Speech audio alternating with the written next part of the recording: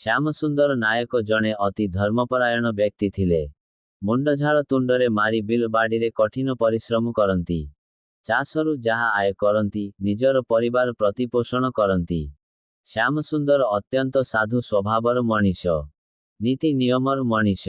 ସେ ସମସ୍ତଙ୍କୁ ହୃଦୟର ସହିତ ଅତ୍ୟନ୍ତ ଭଲ ପାଉଥିଲେ। ଦିନକର ଘଟଣା। ଶ୍ୟାମସୁନ୍ଦର ଶାନ୍ତିରେ ଶୋଇଥିବା ଅବସ୍ଥାରେ ସେ ଗୋଟିଏ ସ୍ୱପ୍ନ ଦେଖିଲେ। ହଠାତ୍ ତାଙ୍କ ଶୋଇବା କୋଠରୀଟି ଆଲୋକମୟ ହୋଇଗଲା। ସେହି ଆଲୋକମୟ କୋଠରୀ ଶ୍ୟାମସୁନ୍ଦରଙ୍କୁ ଲାଗିଲା ଯେମିତି ସେ କୋଠରୀ ସ୍ୱର୍ଗର ବୈକୁଣ୍ଠପୁର। ଚାରିଆଡ଼ ଅନ୍ଧାର ଅଥଚ ତାଙ୍କ ଶୟନ କୋଠରୀଟି ଆଲୋକରେ ପରିପୂର୍ଣ୍ଣ। ଶ୍ୟାମସୁନ୍ଦର ଆଖି ଖୋଲି ଚାରି ଆଡ଼କୁ ଚାହିଁଲେ। ଦେଖିଲେ ତାଙ୍କ ଶୋଇବା କୋଠରୀର ଚାରିଆଡ଼ ଜହ୍ନିଫୁଲ ପରି ସୁନ୍ଦର ଆଲୋକ। ତାଙ୍କ କୋଠରୀର ଗୋଟିଏ କୋଣରେ ଜଣେ ଦେବଦୂତ ତାଳପତ୍ର ଓ ଲେଖନୀରେ କ ନ ସବୁ ଲେଖି ଚାଲିଛନ୍ତି। ସେ ଦେବଦୂତ ଦେଖିବାକୁ ସୁନ୍ଦର ଓ ଅତ୍ୟନ୍ତ କମନୀୟ ରୂପ ତାଙ୍କର। ଦେବଦୂତଙ୍କୁ ଦେଖି କାହାକୁ ବା କାହିଁକି ଭୟ ଲାଗିବ? ଶ୍ୟାମସୁନ୍ଦର ନିର୍ଭୟରେ ଦେବଦୂତଙ୍କ ନିକଟକୁ ଗଲେ। ମନେ ମନେ ଚିନ୍ତା କଲେ, ଏ ତ ନିଶ୍ଚୟ ଦେବଦୂତ। ଆଜି ମୋର ସୌଭାଗ୍ୟ, ମୋର ଏ ମାଟି ଝାଟି ଛପର ଘରେ ଦେବଦୂତଙ୍କର ଆବିର୍ଭାବ। ଯାଉଛି ଦେବଦୂତଙ୍କୁ ପଚାରିବି, ସେ ମୋ ଘର କୋଣରେ ବସି କ ନ ସବୁ ଲେଖୁଛନ୍ତି। ଶ୍ୟାମସୁନ୍ଦର ଦେବଦୂତଙ୍କ ନିକଟକୁ ଆସିଲେ, ପଚାରିଲେ, ମହାଶୟ, ଆପଣ କିଏ? ତହୁଁ ସେ ଦେବଦୂତ ଜଣଙ୍କ କହିଲେ, ଶ୍ୟାମସୁନ୍ଦର, ଆପଣ ମନରେ ମୋତେ ଯାହା ଚିନ୍ତା କରିଛ ସେଇ ମୋର ପରିଚୟ। ତମେ ମୋତେ ଜାଣିପାରିଛ, ମୁଁ ମୋ ପରିଚୟ ନ ଦେବା ପୂର୍ବରୁ।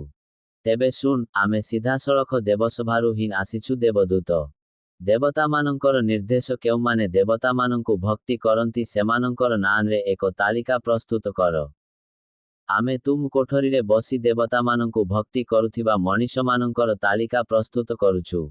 ଶ୍ୟାମସୁନ୍ଦର କହିଲେ, ମହାଭାଗ ଦେବତାମାନେ ଏହା ଜାଣିବାକୁ କାହିଁକି ଇଚ୍ଛା କରୁଛନ୍ତି? ଶ୍ୟାମସୁନ୍ଦରଙ୍କର ପ୍ରଶ୍ନର ଉତ୍ତର ଦେବାକୁ ଯାଇ ଦେବଦୂତ କହିଲେ, ଦେବତାମାନେ ଇଚ୍ଛା କରିଛନ୍ତି, ମର୍ତ୍ତ୍ୟକୁ ସ୍ୱର୍ଗରେ ପରିଣତ କରିବେ।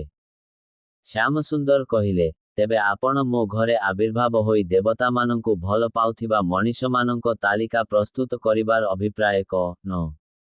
ଅଭିପ୍ରାୟ ଏହିକି ଯେ ଆମେ ତୁମ ଘରେ ପବିତ୍ରତା ଦେଖିଲୁ, ତମେ ସାଧାରଣ ମଣିଷଟିଏ ହୋଇ ବି ବଞ୍ଚିବାକୁ ଇଚ୍ଛା କରିଛ। ତମେ କେବେ ଅସାଧାରଣ ମଣିଷଟିଏ ହେବାକୁ ଚେଷ୍ଟା କରନା। ଧନ ସମ୍ପତ୍ତି ପ୍ରତି ତୁମର ଲୋଭ ନାହିଁ। ତମେ ସବୁବେଳେ ତୁମ ଭଳି ସାଧାରଣ ମଣିଷର ହିଁ ସେବା କରି ଆସିଛ। ତୁମ ଭଳି ସାଧାରଣ ମଣିଷକୁ ଭଲ ପାଇ ଆସିଛ। ତୁମେ ଯେଉଁମାନଙ୍କୁ ଭଲ ପାଅ ସେଇ ମଣିଷଙ୍କର ନାଁ କୁହ, ଆମେ ଏ ତାଲିକାରେ ଲେଖିବୁ। ଶ୍ୟାମସୁନ୍ଦର ଭଲ ପାଉଥିବା ମଣିଷମାନଙ୍କର ନାଁ କହିଲେ। ସେ ଦେବଦୂତ ବି ସମସ୍ତଙ୍କର ନାଁ ଲେଖିଲେ। ତା ପରେ ଦେବଦୂତ ଅଦୃଶ୍ୟ ହୋଇଗଲେ। ରାତି ପାହି ସକାଳ ହେଲା। ଶ୍ୟାମସୁନ୍ଦର ଆଶ୍ଚର୍ଯ୍ୟ ହେଲେ। ରାତିରେ ଦେଖିଥିବା ସ୍ୱପ୍ନଟି ବାସ୍ତବ ଆଉ ସତ୍ୟ। ଦେବଦୂତ କାଲି ରାତିରେ ତାଙ୍କ ଘରକୁ ଆସିଥିଲେ। ଅଦୃଶ୍ୟ ହୋଇଗଲେ, ତାଙ୍କୁ କିଛି ବି କହିଲେ ନାହିଁ। ତାପରେ ଶ୍ୟାମସୁନ୍ଦର ନିଜର କର୍ମ ଭିତରେ ନିଜକୁ ହଜାଇ ଦେଲେ। ତା ପରଦିନ ରାତିରେ ଅର୍ଥାତ୍ ଦ୍ୱିତୀୟ ଦିନ ଶ୍ୟାମସୁନ୍ଦର ଶାନ୍ତିରେ ଶୋଇଥାନ୍ତି।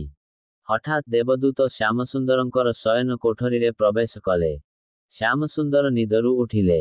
ଦେବଦୂତ ପଚାରିଲେ, ଶ୍ୟାମସୁନ୍ଦର, ତୁମେ ଇଚ୍ଛା କରିଛ, ମୁଁ ତୁମକୁ କିଛି କହିବି, ହେଲେ ମୁଁ ତୁମକୁ କ ନ କହିବି। ତୁମେ ପଚାରିଲେ ତ କହିବି। ଶ୍ୟାମସୁନ୍ଦର ପଚାରିଲେ, ହେ ଦେବ ମହାପୁରୁଷ, ଆପଣଙ୍କ ତାଲିକାରେ ମୋ ନାଁ ଅଛି? ଦେବଦୂତ କହିଲେ, ନାହିଁ, ତୁମ ନାଁ ନାହିଁ। ତୁମେ ତ ଦେବତାଙ୍କୁ ଭଲ ପାଉ ନାହଁ। ତୁମେ ଭଲ ପାଉଥିବା ଯେଉଁ ମଣିଷମାନଙ୍କ ନାଁ କହିଛ, ମୁଁ ସେହି ମଣିଷମାନଙ୍କ ନାଁକୁ ଲେଖିଛି ଓ ସେମାନଙ୍କର ନାଁ ଦେବତାମାନଙ୍କୁ ଦେଇଛି। ସେଇମାନଙ୍କ ନାଁ ତାଲିକାରେ ତୁମ ନାଁ ଅଛି। ଅନ୍ୟମାନଙ୍କ ନାଁ ଅନ୍ୟ ଏକ ତାଲିକାରେ। ଗୋଟିଏ ତାଲିକା ହେଉଛି ମାନବପ୍ରେମୀ ତାଲିକା ଓ ଅନ୍ୟଟି ଦେବତାପ୍ରେମୀ ତାଲିକା। ମାନବପ୍ରେମୀ ତାଲିକାରେ ତୁମ ନାଁ ଏକ ନମ୍ବରରେ ଅଛି। ପ୍ରକୃତରେ ଶ୍ୟାମସୁନ୍ଦର ଜଣେ ମାନବପ୍ରେମୀ ବ୍ୟକ୍ତି। ଦେବଦୂତଙ୍କଠାରୁ ଉପଯୁକ୍ତ ଉତ୍ତର ଶୁଣି ଖୁସି ହେଲେ ଶ୍ୟାମସୁନ୍ଦର।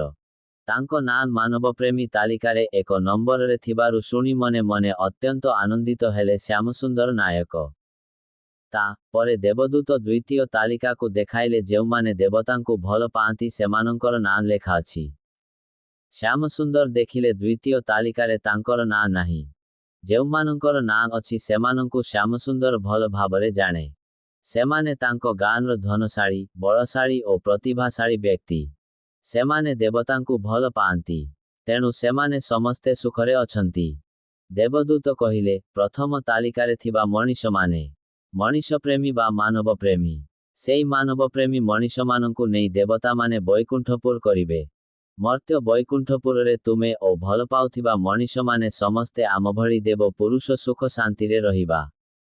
ତା ପରେ ତୁମେମାନେ ଅନ୍ୟମାନଙ୍କୁ ମାନବପ୍ରେମୀ କରାଇଲେ ସମଗ୍ର ମର୍ତ୍ତ୍ୟପୁର ବୈକୁଣ୍ଠପୁରରେ ପରିଣତ ହେବ।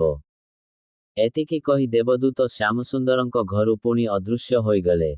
ବିଶେଷ ଦ୍ରଷ୍ଟବ୍ୟ, କେତେକ କାହାଣୀ ମନୋରଞ୍ଜନ ଏବଂ ନୀତି ଶିକ୍ଷା ଉଦ୍ଦେଶ୍ୟରେ କେବଳ କଳ୍ପନା ଭାବଧାରା ଦ୍ୱାରା ହିଁ ପ୍ରତିବେଶିତ।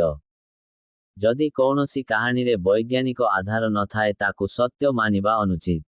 ଅନ୍ୟ କେତେକ କାହାଣୀ ମନୋରଞ୍ଜନ ଏବଂ ନୀତି ଶିକ୍ଷା ଉଦ୍ଦେଶ୍ୟରେ ଲେଖା ହୋଇଥିଲେ ମଧ୍ୟ ସେଗୁଡ଼ିକ ଜାତି, ଅନ୍ଧବିଶ୍ୱାସ, ତର୍କହୀନତା, ଧର୍ମ ଓ ବ୍ୟକ୍ତିବିଶେଷ ପ୍ରଚାର ଉଦ୍ଦେଶ୍ୟରେ ଲିଖିତ ଧୂର୍ତ୍ତ ଗପ ତେଣୁ ତାକୁ ସତ୍ୟ ମାନିବା ଅନୁଚିତ।